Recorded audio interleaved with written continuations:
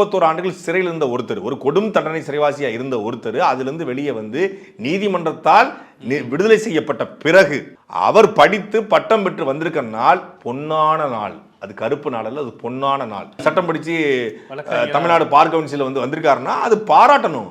உண்மையிலேயே வந்து அந்த அவங்க பேர் என்ன சொன்னீங்க, சுதாவோ லதாவோ, அந்த அம்மா இவங்களை பாராட்டிருக்கணும்.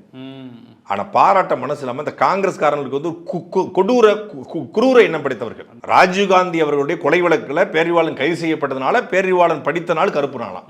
அப்புறம் ராஜீவ்காந்திங்கிற ஒரு உயிரை பார்க்கிற இந்த லதாவா சுதா ராஜீவ்காந்தி 12,000 அமைதிப்படை அனுப்பி 12,000 பேரை கொண்டாரு ஈழத்துல. பச்சிலம் குழந்தைகளை பெண்களை பாலியல் வன்முறை, அதெல்லாம் அந்த சுதாவுக்கு தெரியாதா? பக்கத்துல மயிலாடுதுறையில இருந்து கூப்பிடும் தொலைவில் 36 கிலோமீட்டர்ல அம்மா அக்கான்னு கூப்பிட்டா உங்களுக்கு தான் கேட்கும். ஒரே மொழி பேசக்கூடிய ராஜீவ்காந்திக்கும் இந்த அம்மாவுக்கு சுதாவுக்கு ஏதாவது சம்பந்தம் இருக்கா?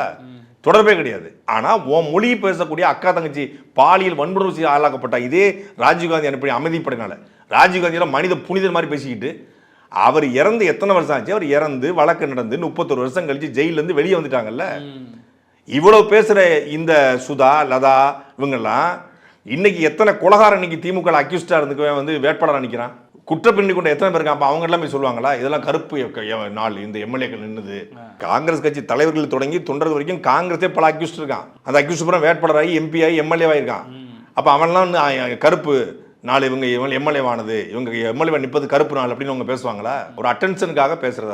அதெல்லாம் கவனத்தில் எடுத்துக்கூடக்கூடாது. பேரிவாளனுடைய இந்த படிப்பு என்பது தமிழ் இளைஞர்களுக்கான ஒரு உத்வேகம், ஒரு உற்சாகத்தை கொடுக்குது. கருப்பு நாள் அது நெருப்பு நாள்.